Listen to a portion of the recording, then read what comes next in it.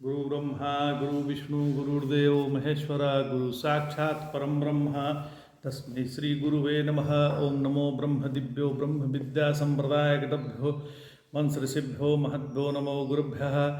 सर्वोपल्लवरहित प्रज्ञानघनः प्रकृद्धो ब्रह्मेवामस्मि।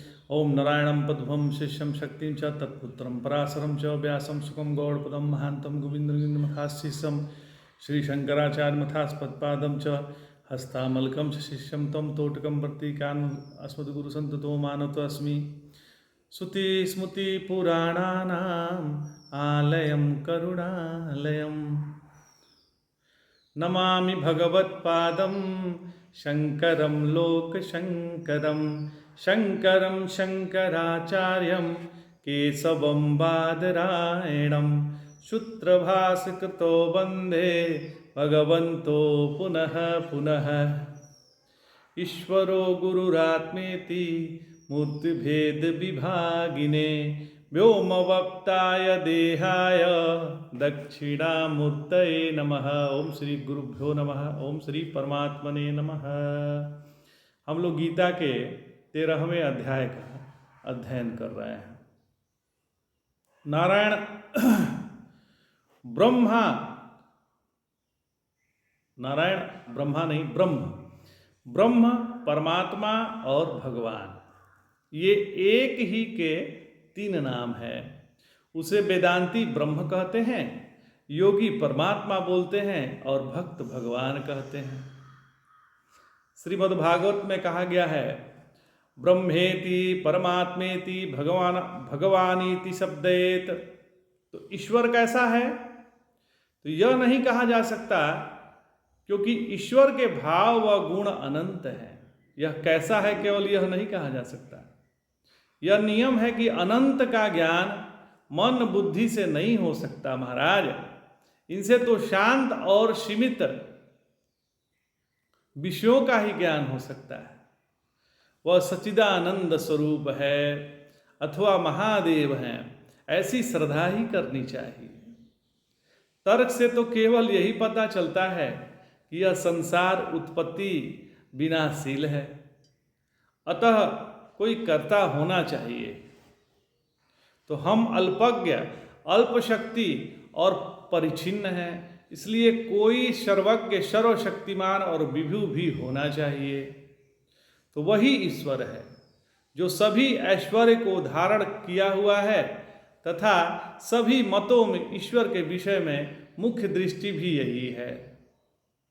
अतः अपनी दृष्टि से वे सभी ठीक है, क्योंकि वे सभी उपासक हैं। परंतु निर्विशेष ब्रह्म की उपासना नहीं होती। वह तो विचार के द्वारा अविचार की निवृत्ति होने पर ही अनुभव में आता है।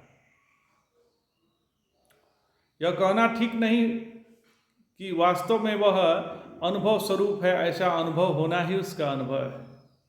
यहाँ निर्विशेष का प्रसंग है, वही परम ब्रह्म है। वह सत और असत से विलक्षण है।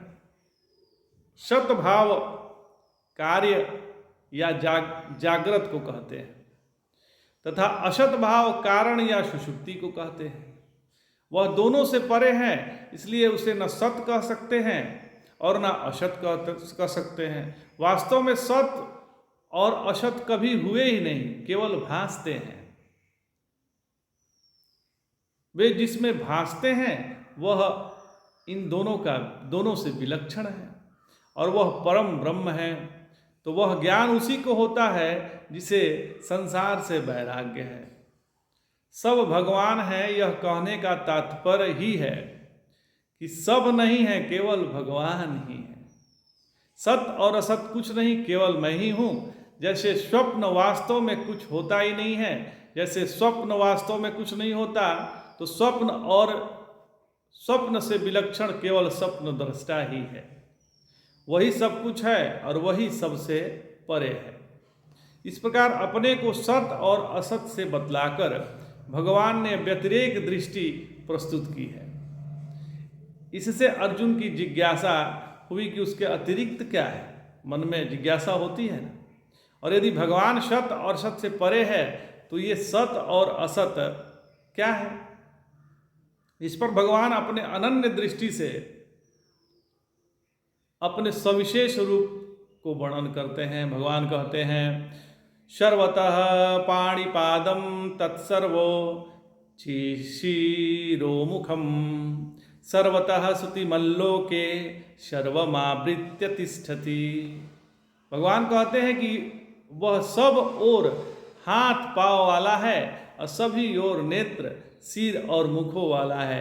लोक में सब ओर उसके कान हैं तथा वह सबको व्याप्त करके स्थित है। जैसे सबका कारण होने से आकाश वायु अग्नि जल और पृथ्वी में व्याप्त है, क्योंकि ये सब उसी से उत्पन्न हुए हैं।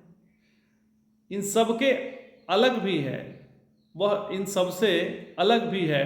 ये सब आकाश स्वरूप ही है, उसी के अंतर्गत है। इसी प्रकार जैसे सूर्य की किरणें उससे भिन्न दिखाई देने पर भी वास्तव में उससे अभिन्न है। समुद्र की लहरें समुद्र से पृथक दिखने पर भी समुद्र से अपृथक है तथा अनेक रूप में भासने वाला स्वप्न वास्तव में निर्विशेष स्वप्न दृष्टा ही है और उससे अभिन्न है। उसी प्रकार यह सारा संसार भगवान से अभिन्न है, केवल देखने से भिन्न सा भासता है। जय जय शंकर, हर हर शंकर।